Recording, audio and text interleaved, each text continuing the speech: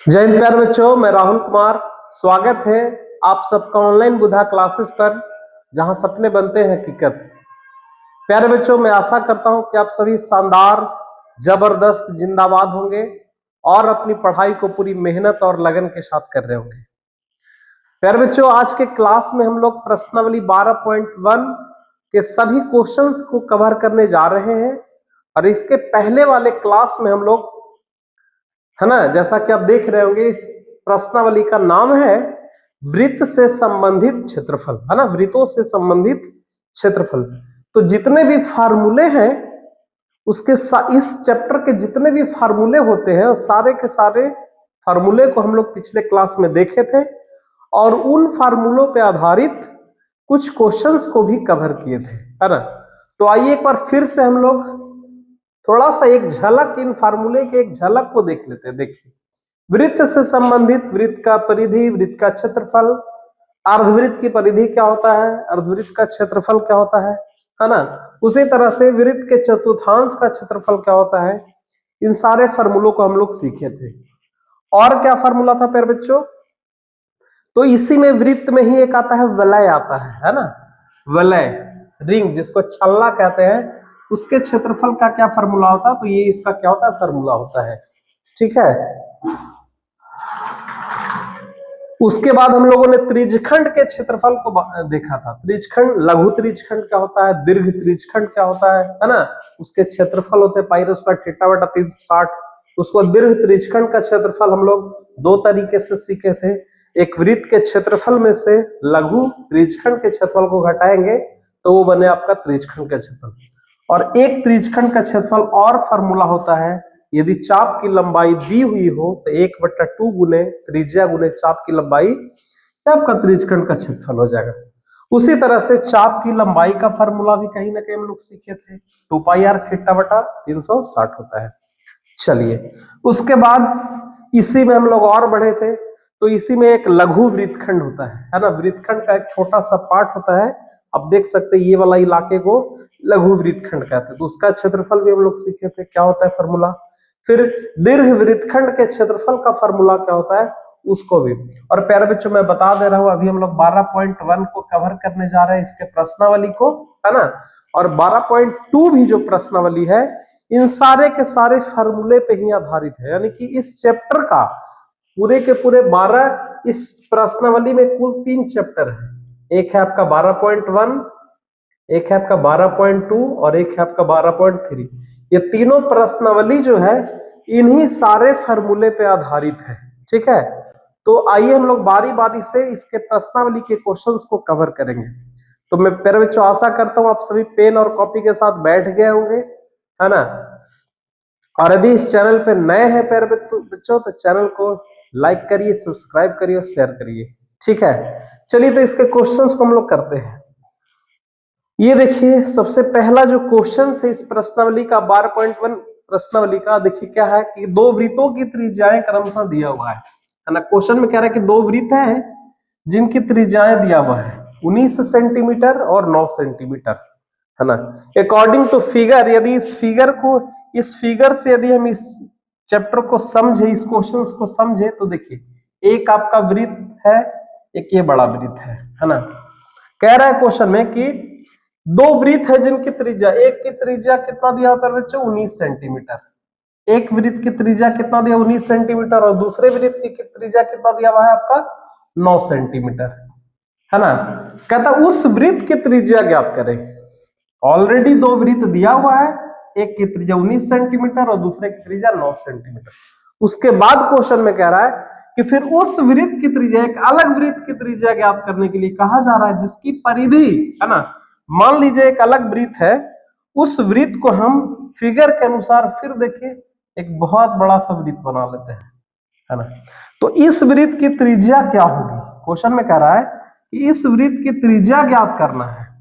और इस वृत्त की जो परिधि है, ये दोनों वृत्तों की परिधि के योग के बराबर है। यानी इसकी परिधि और इस वृत्त की परिधि के योग के बराबर है इस वृत्त का परिधि। यानी तीसरे वृत्त, मान लीजिए ये पहला वृत्त है, ये आपका दूसरा वृत्त है और ये आपका तीसरा वृत्त है।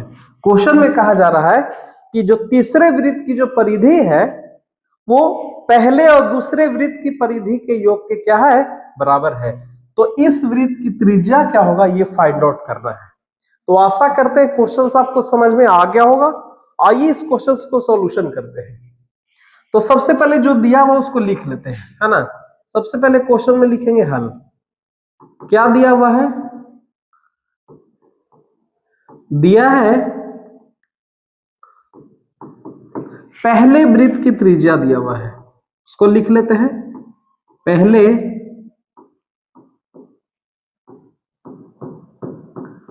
वृत्त की त्रिज्या कितना दिया हुआ है, पहला वृत्त की त्रिज्या, है ना।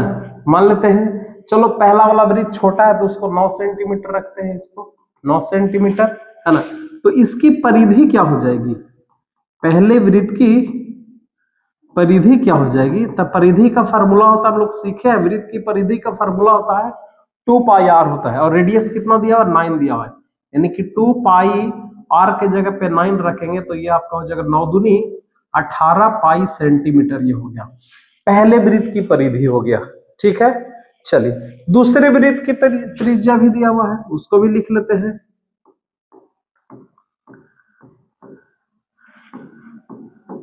दूसरे वृत्त की त्रिज्या क्या दिया हुआ है, दूसरे वृत्त की त्रिज्या दिया हुआ 19 सेंटीमीटर, है ना, 19 सेंटीमीटर।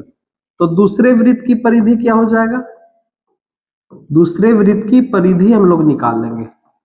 तब परिधि का फॉर्मूला होता है 2 पाई आर, है ना। इस त्रिज्या को आप R1 ले सकते हैं, इस त्रिज्या का R2 ले लीजिए।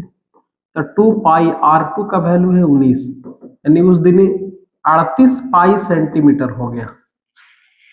यानी पहले वृत्त की भी परिधि निकल गया और दूसरे वृत्त की भी क्या निकल गया, परिधि निकल गया। अब हम लोग तीसरे वृत्त, कह रहा है क्वेश्चन में कि इस वृत्त का जो परिधि है ये दोनों वृत्त की परिधि के योग के बराबर है। तो इस वृत्त की त्रिज्या को फाइंड आउट कर लेते हैं या फिर मान लेते हैं।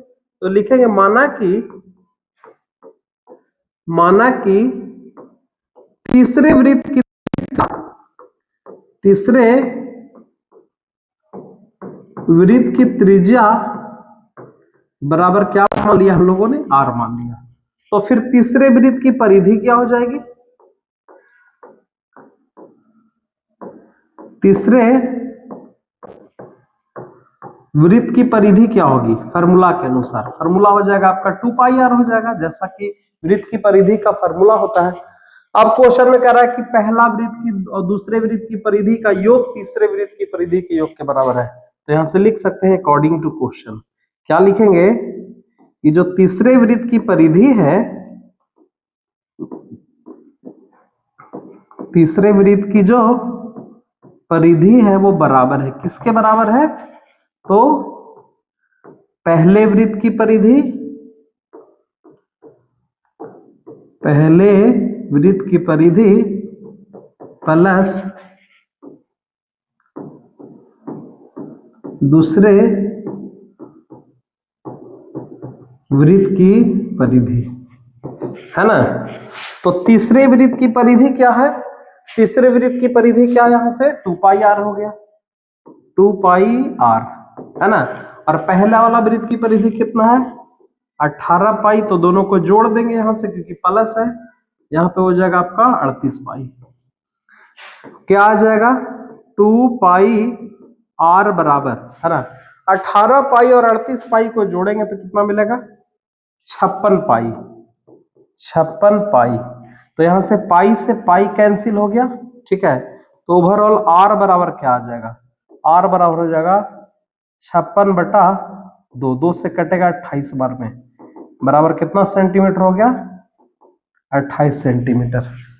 यानी तीसरे वृत्त की जो त्रिज्या जगह निकालना क्या था कि उस वृत्त की त्रिज्या ज्ञात करें, इस वृत्त की त्रिज्या ज्ञात करें जो दिए गए दो वृत्त की परिधि के योग के बराबर हो। तो यहां से लिख सकते हैं कि आता है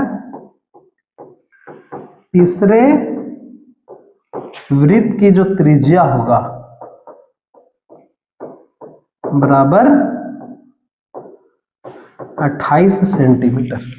ये आपका आंसर हो गया, है ना।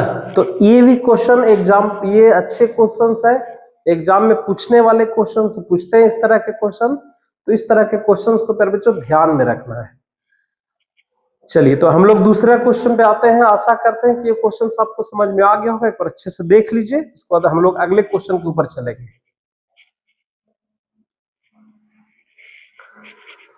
अगला क्वेश्चन है प्यारे बच्चों, इसी तरह का मिलता जुलता क्वेश्चन है ना। इस क्वेश्चन में क्या करेंगे, इसमें भी दो वृत्त है जिसकी त्रिज्या दिया हुआ है। एक की त्रिज्या 8 सेंटीमीटर, दूसरी की त्रिज्या 6 सेंटीमीटर। एकदम उसी तरह का क्वेश्चन है।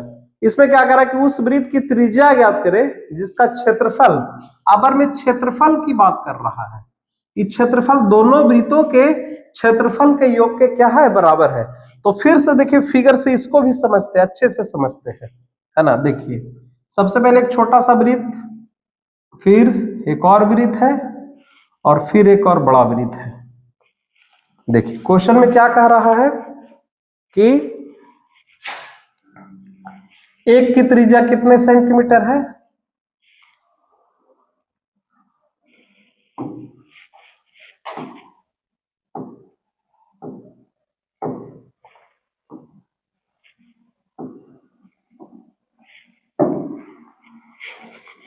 चलिए एक की त्रिज्या आपका कितना सेंटीमीटर है, 6 सेंटीमीटर, और दूसरे की त्रिज्या कितना सेंटीमीटर, 8 सेंटीमीटर। और ये तीसरे वृत्त की त्रिज्या को क्या करना है, निकालना है। और साथ में साथ ये कहा जा रहा है कि दोनों की क्षेत्रफल बराबर है ना। क्या बराबर है, तो दोनों को क्षेत्रफल बराबर है।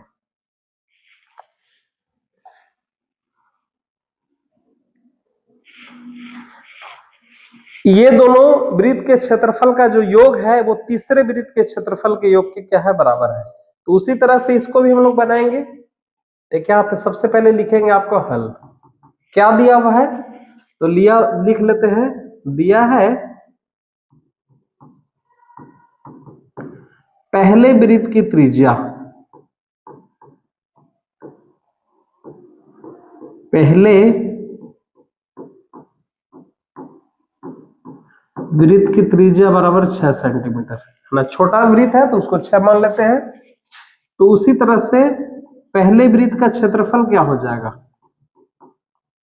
क्षेत्रफल का फॉर्मूला होता है पाई आर स्क्वायर। पाई आर के जगह पे 6 है तो 6 का स्क्वायर लिखेंगे, यानी कि 36 पाई सेंटीमीटर स्क्वायर हो गया। ये पहले वृत्त का क्या आ गया, क्षेत्रफल हो गया। ठीक है, चलिए अब दूसरे वृत्त का क्षेत्रफल कितना है, तो दूसरे वृत्त की पहले त्रिज्या कितना है, त्रिज्या है आपका 8 सेंटीमीटर, है ना। दूसरे वृत्त की त्रिज्या कितना है, 8 सेंटीमीटर। तो दूसरे वृत्त का भी क्षेत्रफल हम लोग निकाल लेंगे।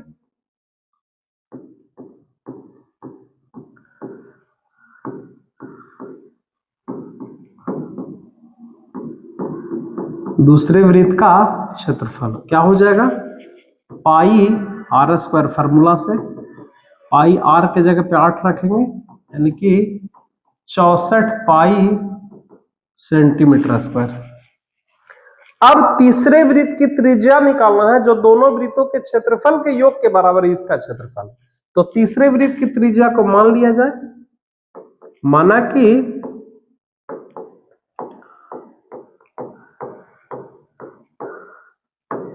तीसरे वृत्त की त्रिज्या बराबर आर, क्योंकि त्रिज्या ही निकालना है, आर सेंटीमीटर। तो तीसरे वृत्त का क्षेत्रफल क्या हो जाएगा, तो क्षेत्रफल जो वृत्त का होता है वो क्या होता है, पाई आर स्क्वायर होता है। पाई आर स्क्वायर सेंटीमीटर स्क्वायर हो जाएगा। और यही क्षेत्रफल है जो ये दोनों के क्षेत्रफल के योग के क्या है, बराबर है ना। कि जो कि हम लोग लिख सकते हैं इसको प्रश्न से अकॉर्डिंग टू क्वेश्चन क्या लिख सकते हैं कि जो तीसरे वृत्त का क्षेत्रफल है, तीसरे वृत्त का क्षेत्रफल जो है वो क्या है, पहले वृत्त और दूसरे वृत्त के क्षेत्रफल का योग के बराबर है। पहला वृत्त का क्षेत्रफल प्लस दूसरा वृत्त का क्षेत्रफल, दूसरा वृत्त का क्षेत्रफल, है ना, ये है। अब तीसरे वृत्त का क्षेत्रफल फॉर्मूला के अनुसार क्या हो जाएगा, पाई कैपिटल आर स्क्वायर, और इधर में ये दोनों कितना गया है, एक है 36 पाई और दूसरा है 64 पाई।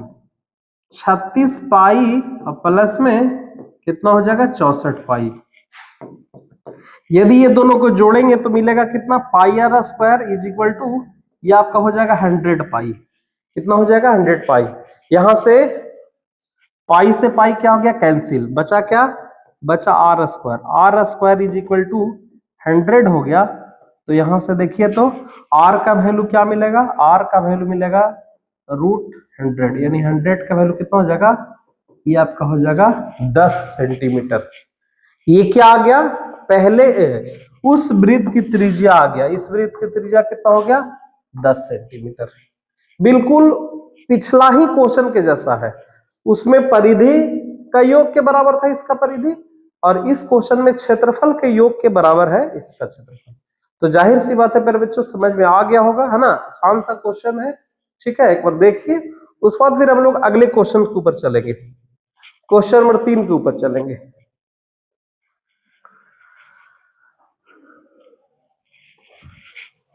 आइए, तो क्वेश्चन नंबर 3 क्या है देखते हैं उसको नेक्स्ट, है ना। क्वेश्चन नंबर 3 अपने आप में जबरदस्त क्वेश्चन है, बढ़िया क्वेश्चन है ना। थोड़ा फिगर, बहुत सारे इसमें वृत्त को दिखाया जा रहा है ना। गोल्ड है, ऑरेंज है, ब्लू है, ब्लैक है, व्हाइट है। चलिए क्वेश्चन के अनुसार क्वेश्चन को पढ़ते हैं। कहते हैं एक तीरंदाजी, तीरंदाजी किसको कहते हैं, जो तीर से निशाना को भेदता है। एक तीरंदाजी लक्ष्य को दर्शाती है ना। जैसे हम लोग कभी कभी मेले में जाते हैं तो मेले में किसी चीज को भेदने के लिए कहा जाता है तीर से, है ना, और तो उसके लिए इनाम रखा जाता है। सेम टू सेम उसी तरह का है। कहता है जिसमें केंद्र से बाहर की ओर 5 क्षेत्र है। मान लीजिए कहीं ना कहीं इसका वो केंद्र सेंटर पॉइंट होगा, इसके सेंटर से बाहर 5 क्षेत्र है। एक है गोल्ड, पीला वाला गोल्ड है ना, रेड देख रहे हैं, जिसको ऑरेंज भी आपको दिख रहा होगा। एक आपका ब्लू वाला इलाका है, एक है आपका ब्लैक वाला इलाका है, और एक है व्हाइट इलाका है, यानी चिन्हित किया गया है। ठीक है, इसको चिन्हित किया गया है, गोल्ड, रेड, ब्लू, ब्लैक और फिर व्हाइट। कहता है कि गोल्ड अंक वाले क्षेत्र का व्यास, है ना, समझिए क्वेश्चन को बारीकी से समझना है कि गोल्ड अंक वाले जो क्षेत्र है इसका व्यास दिया है, कितना दिया हुआ है, 21 सेंटीमीटर दिया हुआ है। तो प्रत्येक अन्य पट्टी, हाँ, और एक चीज और कह रहा कि बाकी सभी जो अन्य पट्टी है ना, सॉरी, बाकी सभी जो अन्य पट्टी है वो सब पट्टी कितना है, 10.5 सेंटीमीटर। मान लीजिए रेड की पट्टी 10.5, फिर ये पट्टी भी आपका 10.5 है, ब्लैक की पट्टी भी 10.5 है, और जो व्हाइट की पट्टी है ये भी कितना सेंटीमीटर है, 10.5 सेंटीमीटर चौड़ी है। तो अंक प्राप्त करने के लिए, अंक प्राप्त करने वाले इन 5 क्षेत्रों में से प्रत्येक का क्षेत्रफल ज्ञात करना है, यानी सबका अलग अलग क्षेत्रफल ज्ञात करना है प्यारे बच्चों। तो सबसे पहले गोल्ड वाले के पास जाते हैं।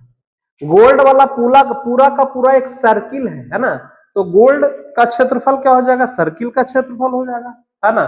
तो देखिए कैसे इसको लिखते हैं। सबसे पहले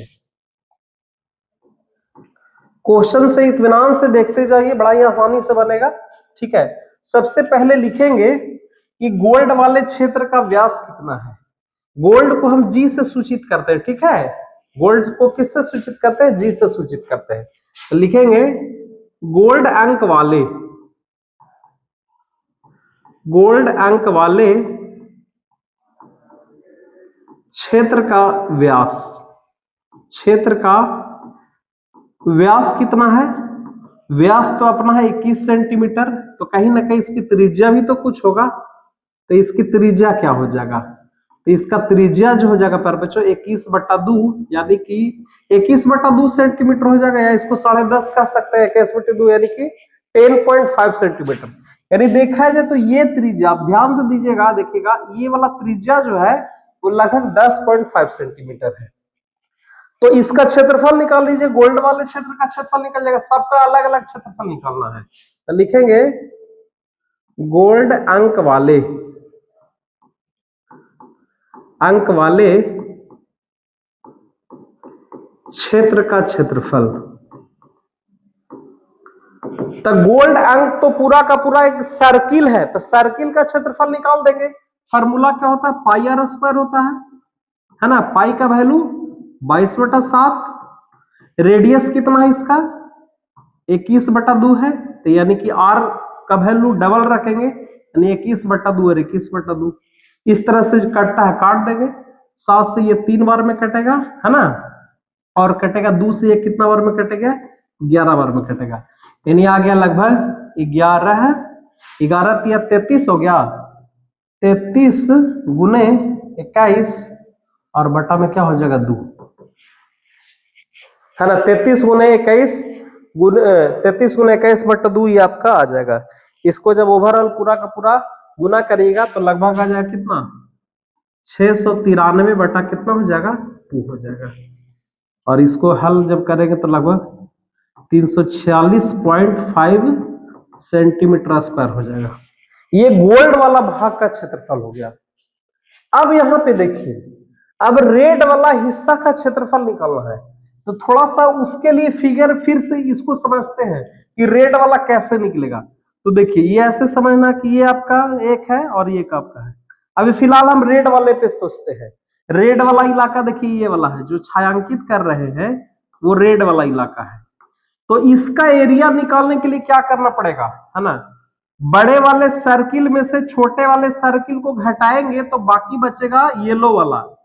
अकॉर्डिंग टू फिगर यहाँ पे येलो वाला है, लेकिन वहां पे रेड वाला इलाका है ना। तो बड़ा यानी एक तरह से देखा जाए तो एक प्रकार का वलय है। क्या है, वलय का क्षेत्रफल का ही ये फॉर्मूला लगेगा।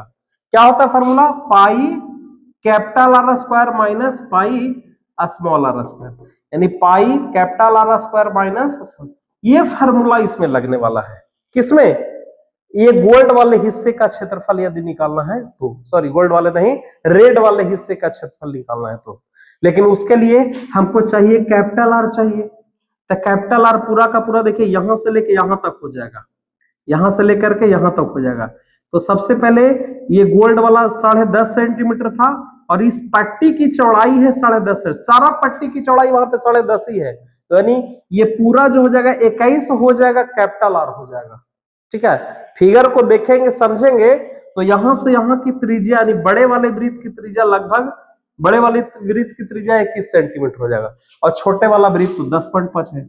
यानी फिर से जब अगला पट्टी जब बनेगा तो फिर से बड़ा वाला त्रिज्या फिर से 10.5 ऐड होता चला जाएगा। ठीक है, तो एक हम समझाने के लिए किया है, बाकी फिर देखिए हम बनाते चलेंगे। इसमें देखिएगा, ध्यान दीजिएगा, लिखेंगे यहां से, एक तो गोल्ड वाला हो गया, अब हमारा पास रेड वाला है, तो लिखेंगे रेड अंक वाले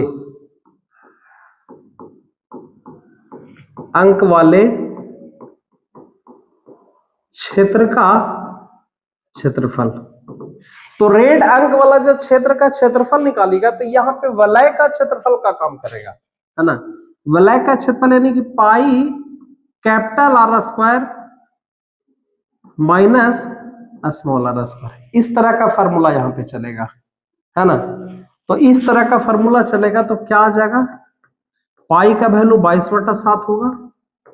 अब यहाँ पे कैपिटल आर क्या होगा, फिर अभी मैंने बताया कि यहां से यहां तो 10.5 है, तो बाकी फिर यहां से आपका हो जाएगा 10.5 यानी कि 21 हो जाएगा, 21 का स्क्वायर, और माइनस में छोटा वाला त्रिज्या क्या हो जाएगा, वो आपका 10.5 हो जाएगा, 10.5 का क्या हो जाएगा स्क्वायर हो जाएगा।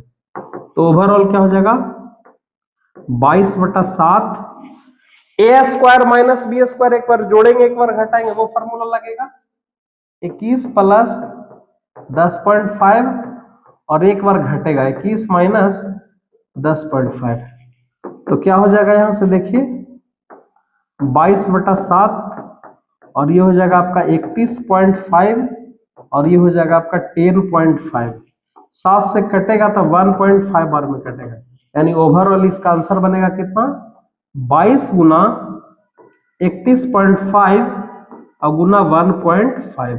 ठीक है, इसको जब हल करेंगे तो जो भी आंसर आएगा वो रेड वाले अंक का क्षेत्रफल आ जाएगा।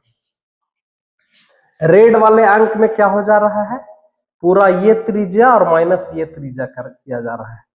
अच्छा, अब ब्लू वाले के लिए सोचिए, तो ब्लू वाले के लिए जब सोचेंगे तो ब्लू वाले में कैपिटल आर यहां से यहां तक चलेगा, है ना, और स्मॉल आर कहां से कहां तक चलेगा, स्मॉल आर यहां से यहां तक चलेगा, मात्र रेड तक स्मॉल आर चलेगा। ठीक है, तो उसको लिखते हैं, क्या लिखेंगे, ब्लू, ब्लू अंक वाले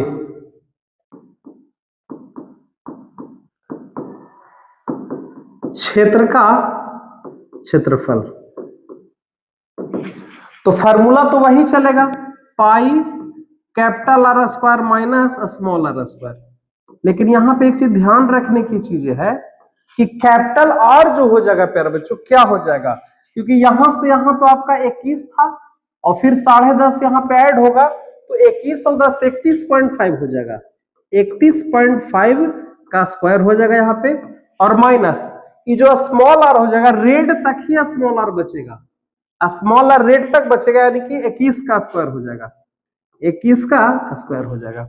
इसको हल कर देंगे उसी तरह से, पाई का वैल्यू 22/7, है ना, ए स्क्वायर माइनस बी स्क्वायर के फॉर्मूला पे ये टूट रहा है ना, तो एक बार जोड़ने का और एक बार घटाने का, तो क्या हो जाएगा 31.5, देखिए 31.5 प्लस 21, एक बार जोड़ दिया गया, और 31.5 और माइनस का 21 एक बार घटा दिया गया, तो क्या बना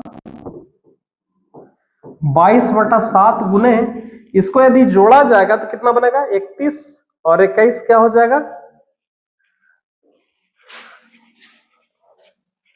54.5, 54.5 और गुने 1.5, फिर से 10.5 ये बनेगा, और इससे ये कटेगा 1.5 बार में, लगभग ओवरऑल गुना हो जाएगा 22 गुने 54.5 गुने 1.5 करेंगे, तो यहां से इसका आंसर आ जाएगा। उसका आंसर कितना, रेड वाले अंक का क्षेत्रफल कितना आ जाएगा पर बच्चों, ये आप जब हल करेंगे तो ये मिलेगा आपका 1039.5 सेंटीमीटर स्क्वायर हो जाएगा, है ना। और उसी तरह से ब्लू अंक वाले क्षेत्रफल का कितना हो जाएगा, ये इसको जब हल करिएगा तो लगभग 1732.5 आएगा, 1732.5 सेंटीमीटर स्क्वायर। तो उसी तरह से जैसे रेड अंक निकला, ब्लू अंक निकला, उसी तरह से हम यहाँ पे क्या निकाल सकते हैं, ब्लैक वाले निकाल सकते हैं। तो ब्लैक वाले के लिए त्रिज्या क्या हो जाएगा, ब्लैक वाला का त्रिज्या 31.5 में से फिर 10.5 को ऐड करेंगे। ठीक है, यहाँ पे थोड़ा सा जगह है, यहाँ पे हम कर लेते हैं, लिखते हैं इसको अलग कलर से लिखते हैं, अच्छे से आपको और अच्छे से क्लियर हो जाएगा। चलिए इसके लिए ग्रीन ले लेते हैं, देखिए लिखेंगे ब्लैक, ब्लैक अंक वाले क्षेत्र का सबसे पहले त्रिज्या मान लेते हैं कैपिटल आर, क्या हो जाएगा, तो कैपिटल आर यहाँ पे हो जाएगा आपका 31.5 और प्लस 10.5 ऐड करेंगे तो लगभग आ जाएगा कितना 42 आ जाएगा, 42 सेंटीमीटर आ जाएगा। और स्मॉल आर कितना हो जाएगा, स्मॉल आर आपका 31.5 ही सेंटीमीटर रहेगा। और इस तरह से जब इसका क्षेत्रफल हो जाएगा, इसका क्षेत्रफल क्या हो जाएगा, पाई फार्मूला के अनुसार capital are square minus small r square, pi को 22/7 रखिए और कैपिटल आर कितना हो गया 42 का स्क्वायर और माइनस में 31.5 का स्क्वायर। फिर बच्चों इसको जब हल करेंगे तो इसका भी आपका आंसर आ जाएगा, है ना। तो उसी तरह से यदि हम व्हाइट वाले का निकालना चाहे तो व्हाइट वाले के लिए आपका रेडियस कितना हो जाएगा, रेडियस हो जाएगा आपका था 42 में फिर 10.5 को ऐड कर देंगे, तो यहां से कैपिटल आर हो जाएगा 42 और 10 52, लगभग आपका 52.5 हो जाएगा, है ना। और इसके लिए स्मॉल आर कितना होगा, तो स्मॉल आर जो काम करेगा वो आपका 42 सेंटीमीटर ही काम करेगा। और इस तरह से हम इसको क्या कर देंगे, क्षेत्रफल निकाल लेंगे, जैसे इसको हम लोगों ने किया। ठीक है, तो जगह का इशू था जिसके चलते, बाकी करना इसी तरह से, यानी कैपिटल आर निकाल, हर क्षेत्र के एरिया को निकालना ना, तो कैपिटल आर में 10.5 जुट जाएगा, हर बार देखिए 10.5 जुट रहा है। रेड के लिए फिर 10.5 ऐड हो गया तब कैपिटल आर बना, ब्लू के लिए फिर 10.5 रेड वाले में ऐड हो गया, है ना। ब्लैक का क्षेत्रफल निकाले तो ब्लू तक जितना था उसमें फिर 10.5 ऐड हो गया। तो इस तरह से ही हो करके क्षेत्रफल निकल रहा है। तो एक बार इसको अच्छे से देख लीजिए, ये भी क्वेश्चन बढ़िया है, दमदार है, समझ में आ गया होगा। उसके बाद हम लोग आगे के क्वेश्चन पे चलते हैं।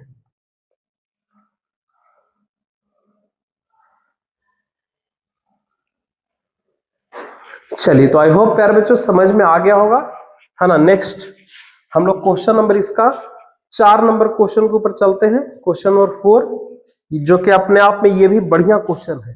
क्वेश्चन क्या है कि किसी कार के प्रत्येक पहिए का व्यास, एक कार है जिसका पहिया 80 सेंटीमीटर है। कार के पहिए का व्यास कितना, 80 सेंटीमीटर है, और कार जो है 66 किलोमीटर प्रति घंटे की रफ्तार से चल रही है। तो कह रहा है कि 10 मिनट में पहिया जो है वो कितना चक्कर लगाएगा, है ना।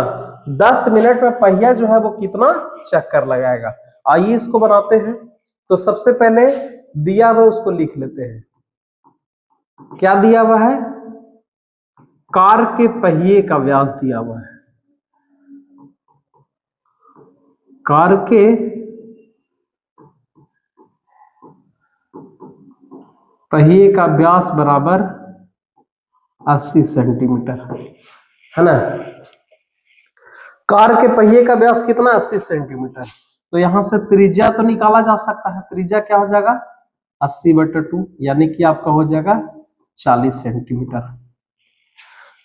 अब यहां से कार की परिधि निकाल लिया। क्यों परिधि निकालेंगे, क्योंकि कार जब एक बार घूमेगा ना, इसका मतलब होता है एक चक्कर, ठीक है। जैसे यहाँ पे कह रखा है कि 10 मिनट में पहिया कितना चक्कर लगाता है, तो एक चक्कर में तो पहले पता कर ले कि एक चक्कर में कितनी दूरी तय की। तो एक चक्कर का मतलब होता है कार की पहिए का परिधि, है ना। तो यहां से हम निकाल लेते हैं पहिए का परिधि। पहिए का परिधि, परिधि का मतलब ये पूरा वृत्त है ना। मान लीजिए पूरा वृत्त है, तो ये पूरा वृत्त की पूरी लंबाई को ही परिधि कहा जाता है। यानी एक बार जब चक्का घूमा, इसका मतलब वो परिधि कहलाता है, ठीक है। तो कार की परिधि क्या हो जाएगा, फॉर्मूला के अनुसार 2πr,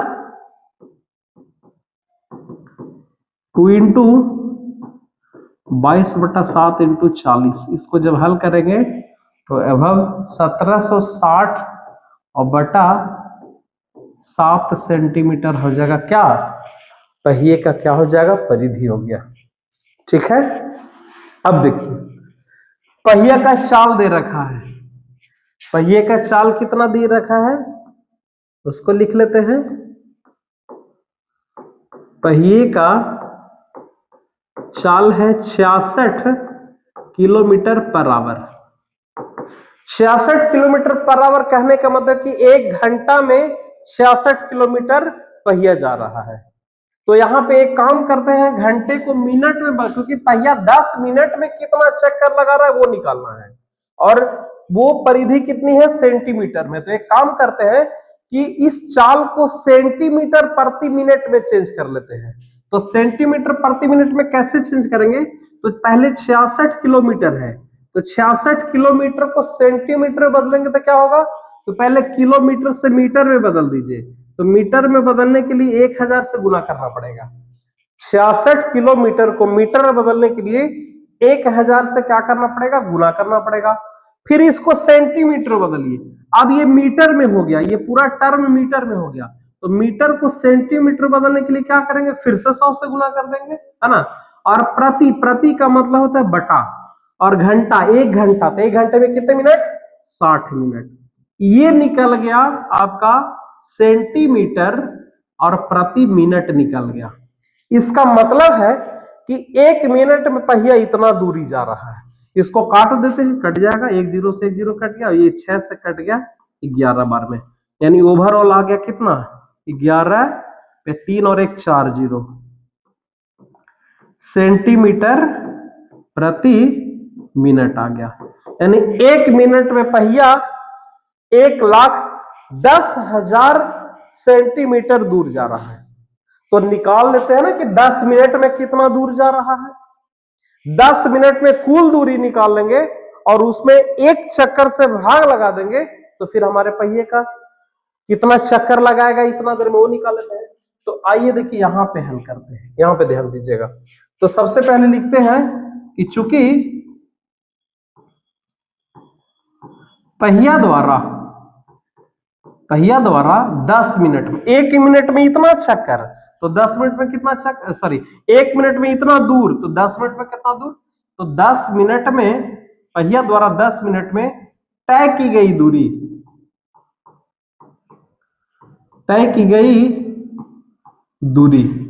तो पहिया द्वारा फिर बच्चों 10 मिनट में तय की गई दूरी कितना होगा, तो आपका ये आपका हो गया 11,000, सॉरी 11 पर 4 जीरो गुने 10, यानी हो जाएगा ये आपका सेंटीमीटर हो गया। अब पहिया इतना दूर जा रहा है, अब इसमें हम चक्कर की संख्या निकाल लेते हैं, है ना। तो लिखेंगे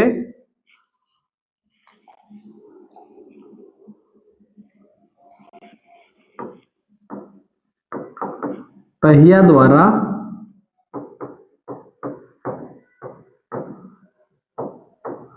10 मिनट में चक्रों की संख्या,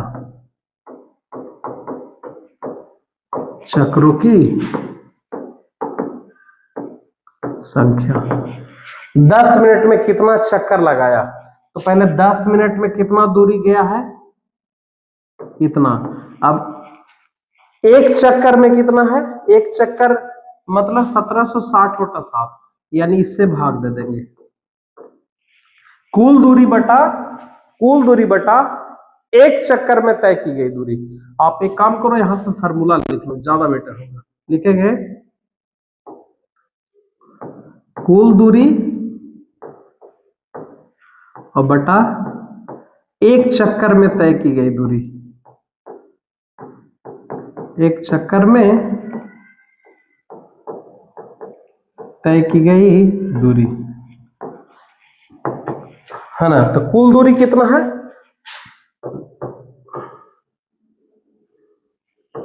और बटा एक चक्कर में 1760 और बटा 7, है ना, यहाँ पे बटा 7, ओवरऑल क्या हो जाएगा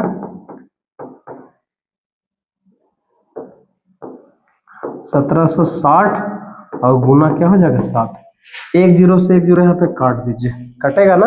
उसके बाद ये और ये कटेगा, 11 से जब ये काटिएगा तो कितना बार में, 11 से एक बार में, 11 से 6 बार में कटेगा, और ये 11 से कितने बार में कटेगा 140, है ना। और ये कटेगा 4 से कटेगा 16 बार में, 4 चौके 16, और 4 से ये कितना बार में 25, और ये 00, फिर ये 4 से कटेगा 4 से 6 बार में, 4 6 24, ठीक है,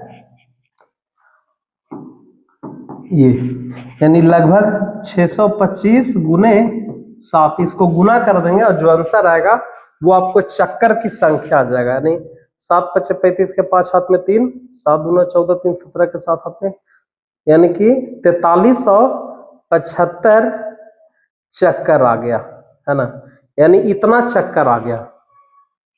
ठीक है, क्वेश्चन को समझिए, क्वेश्चन क्या रखा था, सबसे पहला व्यास दिया हुआ था, व्यास कितना दिया था 80 सेंटीमीटर, और क्वेश्चन कह रहा था कि यदि कार 66 किलोमीटर प्रति घंटे की रफ्तार से चल रही है तो 10 मिनट में पहिया जो है वो कितना चक्कर लगाएगा। तो एक चक्कर इट मींस परिधि होता है, एक चक्कर का मतलब क्या होता है पहिए का परिधि। तो हम क्या निकालिए कि 10 मिनट में कुल कितना दूर गया, है ना, 10 मिनट में कुल दूरी और बटा एक चक्कर में तय की गई दूरी, चक्रों की संख्या हो जाएगा। तो 10 मिनट में कितना दूर गया उसके लिए हम इस चाल का प्रयोग किए। चाल कितना था, वेलोसिटी कितना था 66 किलोमीटर प्रति घंटा, यानी कि 1 घंटे में 66 किलोमीटर जा रहा है। अब इस चाल से हम निकालिए इसको सेंटीमीटर प्रति मिनट में बदले। कैसे बदले, तो 66 किलोमीटर को पहले हम सेंटीमीटर में बदले, तो पहले तो मीटर में बदलना पड़ेगा, तो 1000 से गुना किया, फिर 100 से गुना किए, क्योंकि मीटर को सेंटीमीटर बदलने के लिए पुनः 100 से गुना किए। अब यहाँ प्रति आवर था, है ना, प्रति घंटे था, तो घंटा को मिनट में बदलने के लिए 60 से भागा दे दिए, तो उसके बाद ये आ गया 11 पे 4 जीरो, यानी 1,10,000 सेंटीमीटर प्रति मिनट, यानी 1 मिनट में इतना दूर।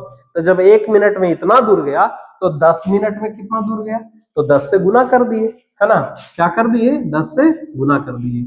तो 10 मिनट में पहिया चला गया और उसको बाद एक चक्कर में यानी परिधि उससे भाग दिया और सॉल्यूशन किए तो मेरा आ गया 4375 चक्कर की संख्या आ गया। और यही आपको क्या करना था, निकालना था। तो आई होप प्यारे बच्चों समझ में आया होगा, एक बार अच्छे से उसको देख लीजिए, ठीक है। क्वेश्चन था जबरदस्त, क्वेश्चन में जान था, बस थोड़ी सी आपको दिमाग लगाने की जरूरत थी। एक बार देखिए समझ में आ जाएगा।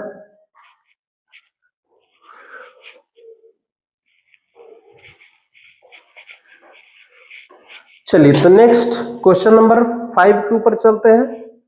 5 नंबर क्वेश्चन क्या है कि निम्नलिखित में सही उत्तर को चुनिए और अपने उत्तर का औचित्य दीजिए, ठीक है। चलिए मैंने एग्जाम्पल वाला क्वेश्चन है, कहता है यदि एक वृत्त का परिमाप और क्षेत्रफल का संख्यात्मक रूप बराबर है, तो वृत्त की परिधि क्या होता है, परिमाप क्या होता है, 2πr होता है ना, और वृत्त का क्षेत्रफल क्या होता है, πr² होता है। इसका संख्यात्मक मान लगभग यही होगा, है ना। तो ये दोनों आपस में क्या है, बराबर है, दोनों आपस में क्या है, बराबर है। वृत्त की परिधि और वृत्त का क्षेत्रफल का संख्यात्मक मान आपस में क्या बराबर है, तो कहता है कि उस वृत्त की त्रिज्या क्या होगी। आइए निकालें, पाई से पाई देखिए यहाँ पे कैंसिल हो गया और यहाँ पे एक आर था, यहाँ पे डबल आर थी, इससे निकल गया। आर बराबर आपका क्या हो गया, आर निकल के कितना आ गया, 2 इकाई के बराबर आ गया। कितना इकाई के बराबर, 2 इकाई। देखिए 2 इकाई या मात्रक है, जी हाँ, ऑप्शन नंबर ए है। तो ए इसका क्या हो जाएगा पर बच्चों, राइट आंसर हो जाएगा, है ना। चलिए तो आज का क्लास में इतना ही। आज के क्लास में हम लोग प्रश्नावली 12.1 को एक एक क्वेश्चंस को कवर किए, है ना। और फिर से हम अगले क्लास में मिलेंगे इसके अगले वाले प्रश्नावली, अगले वाले चैप्टर 12.2 के साथ। तब तक के लिए मैं विदा लेता हूं, अपना ख्याल रखिए, खूब मेहनत से पढ़िए, ध्यान लगाइए पर बच्चों। चलिए, थैंक यू वेरी मच।